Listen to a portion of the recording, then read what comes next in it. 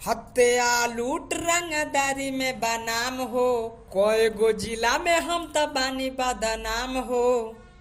हत्या लूट रंगदारी में बनाम हो, कोई गो जिला में हम त बानी बदनाम हो। हमरा काटे में फरारी अब आजादी लागेला,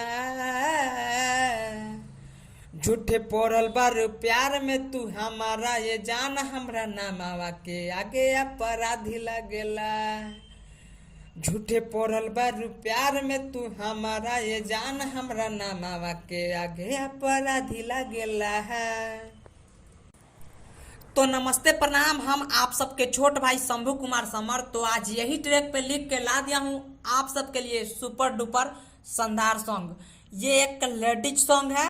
औरत ने अपने पति के बारे में बताती है कि उसका पति क्या क्या हरकत करता है। तो चलिए सॉन्ग स्टार्ट करने से पहले आप सबसे एक रिक्वेस्ट है कि हमारे चैनल पे नए हो तो हमारे चैनल को सब्सक्राइब कर लीजिएगा, क्या ताकि जब भी मैं ऐसे ऐसे हिट मैटर लिख के डालूं तो सबसे पहले आप सबके पास पहुंचे। तो देरी किस बात, मुखरा स्टार्ट करते हैं। नया नौहर बानी हम कैसे के बोली, नाच देता साया सारी नाच देता चोली। नया नौहर बानी हम कैसे के बोली, नाच देता साया सारी नाच देता चोली। जब वो माना करी जाई के दुआरी रुसेला, रोज करे परेशान हम बानी हैरान, सैया कोरावा में धके ओठा लाली चूसेला।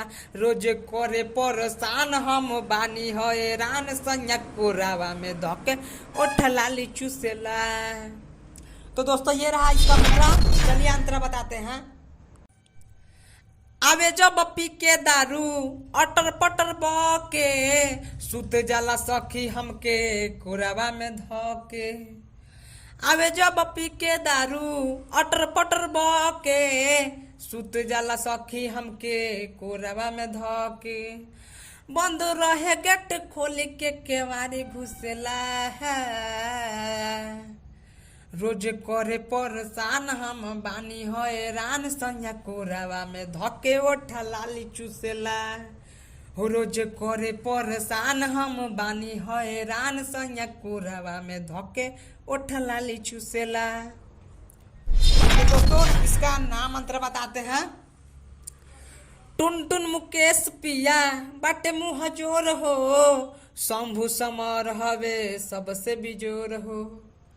टुन टुन मुकेश पिया बाटे मुँह जोर हो, शंभू समर हवे सबसे बिजोर हो।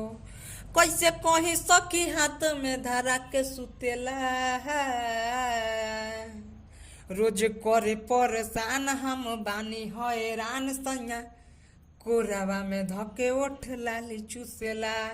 रोज करे परेशान हम बानी हैरान, सैया कोरावा में धके ओठ लाली चूसेला। तो दोस्तों कैसा लगा हमारा गाना लिखा हुआ, आप लोग प्लीज कमेंट करके बताइएगा। तो फिर कल सुबह मिलते हैं किसी नेक्स्ट वीडियो में, तब तक के लिए